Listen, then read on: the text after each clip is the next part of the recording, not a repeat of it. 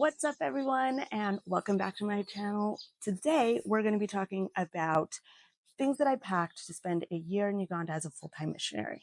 We're going to be breaking up things into two categories. Category one are the things that I brought that were practical, and then category two are the things that I brought that were necessary to me. So to come to Uganda from California, I was able to bring 2 suitcases and a carry-on.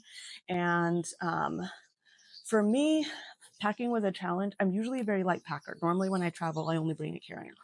So trying to remember, just packing that much and just moving with that much stuff was for me a lot. I know maybe for some of you guys, you might be like, that's how much I pack for like a normal 2-week vacation.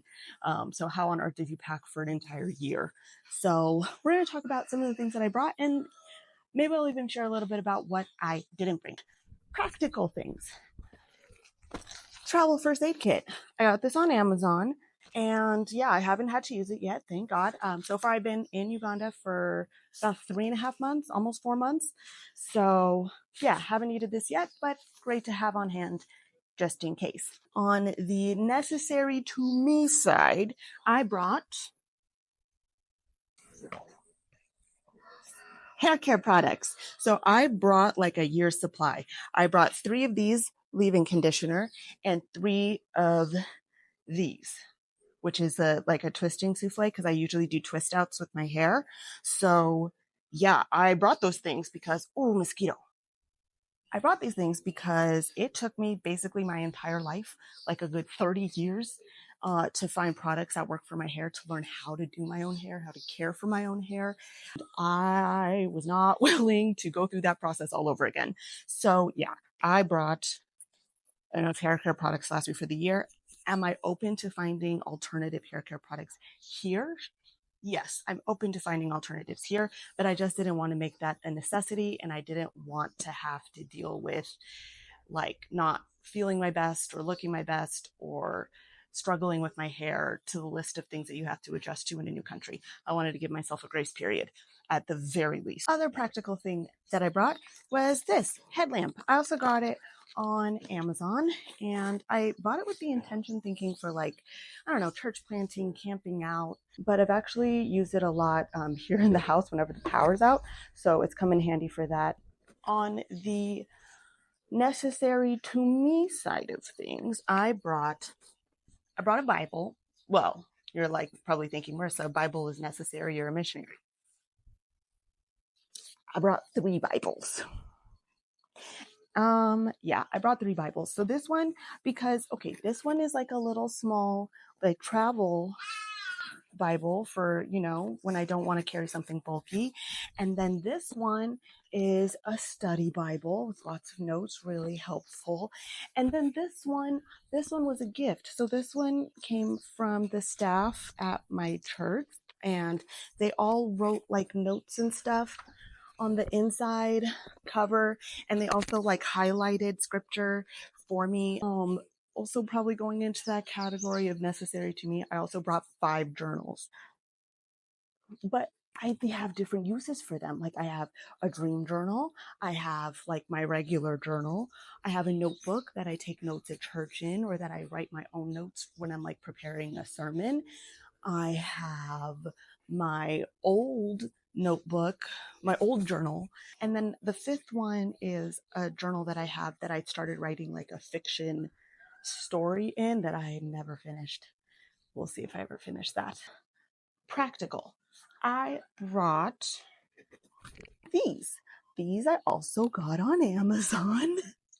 I'm going to link all of these things below, but these are little tissue holders. So, like I use them to put little rolls, like bundles of toilet paper in, because when you're out here in this country and in many other countries, you're never assured of A, there being a public restroom, and B, that public restroom having toilet paper. So I got these little pouches so that I could keep a few rolls of toilet paper in. So small, compact, fits in my purse really easily, and so that way whenever I'm out and about, anywhere I go, I'm never without toilet paper. Hey, Joda. In the necessary to me category, I have my entire skincare routine. Yeah, listen, there's nothing that I've thought of in the about the 4 months that I've been here. There's been nothing that I've thought of that I'm like, oh, I wish I would have brought this, and like this certain item was more important and necessary than the things that I did bring. I have no regrets. In the practical section,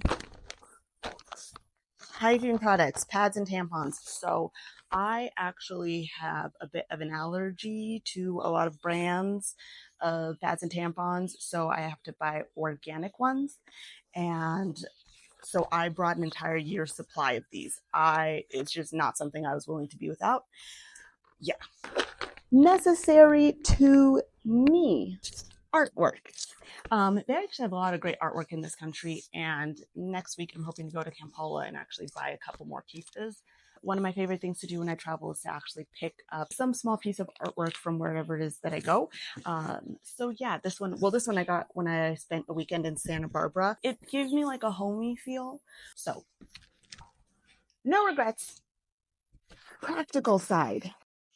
This, a rain poncho, and it can also double as a camping tarp or like a kind of emergency shelter sort of thing if you get caught in a rainstorm. For the practical list was power bank, also got on Amazon. I'm probably going to get a second one of these the next time I go back home. My phone has charge that lasts really long, so I usually don't need to use this like on a day-to-day basis. But where it comes in handy is when the power's out and I'm not able to charge my phone, at night. Then I have this power bank to give me charge. The reason I want to get a second one is because there was a time when we lost power for 3 days and this guy could only take me so far. And for anybody who's thinking like, well, that's fine. If your phone loses charge, just be like off the grid for a day or two. Like, that's a good thing. No thanks. On the practical side is this. So this is a really handy dandy backpack. It actually, you can fit a lot into it. It's got two pockets for a water bottle. It's got this little front pocket here, one big pocket there, and then on the inside of it, there is this little pouch, and you can actually roll this whole bag up. I'm going to show you. So you can roll this whole backpack up and fit it into this little pouch. So it's really easy to like take with you wherever you go. And the whole backpack fits in this little pouch. So it's easy to just like shove in your suitcase if you're not like carrying it on or something like that. Doesn't take up much space. I brought my violin. Definitely necessary to me, maybe in the practical category as well. Played this since I was 7 years old, and his name is Sundance. I take my violin with me for the most part everywhere I go, and everywhere I go for like a long period of time. And then you never know too when there's an opportunity to bring somebody joy by playing music for them. So, and it also brings me joy when I play music for myself. So those are the things that I packed. Obviously not everything that I packed. And I kind of mentioned at the beginning, like some of the things that I didn't bring. So one of the things I didn't bring a lot of were clothes. I packed clothes, but I didn't bring my whole closet. Clothes are something that's really easy to get in country if there's extra items that I need. I've actually already gone shopping and bought a couple extra dresses, extra skirt. But yeah, I didn't want to take up a whole lot of space with clothes when there were other things that are harder to find in country that were more important to me to make sure that I had enough of. So yeah, didn't bring a whole lot of clothes, did not bring a lot of shoes. So yeah, that's it for this video. Let me know if there's anything that I brought that surprised you, if there's anything that you think that you would have brought that I didn't mention, and we'll see you guys in the next video. Bye.